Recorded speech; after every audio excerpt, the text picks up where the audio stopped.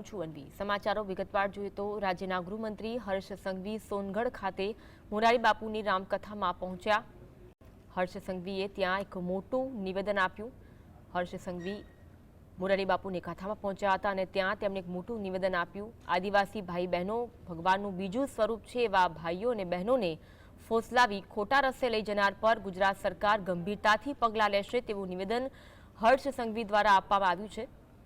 ભોળા આદિવાસી ભાઈઓ બહેનોને ખાસ કરીને ધર્મ પરિવર્તન બાબતે કોઈપણ પ્રકારે ખોટી રીતે ફસાવવામાં આવશે તો એવા લોકોને કાયદાની બારી થકી બચાવવામાં કોઈપણ બારી નહીં બચે તેવું તેમના નિવેદનમાં કહેવામાં આવ્યું। બાદમાં રાજ્યમંત્રી હર્ષ સંઘવી પ્રભારી મંત્રી મુકેશ પટેલ દ્વારા મોરારી બાપુને તિલક કરી ધૂળેટી પર્વની શુભેચ્છા પાઠવી હતી।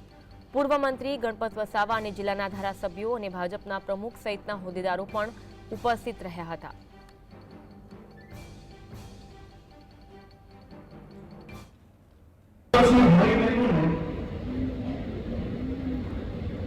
खास કરીને ધર્મ પરિવર્તનના વિષયની અંદર જો કોઈ બી પ્રકાર કોઈ બી ગામમાં જો ખોટી રીતે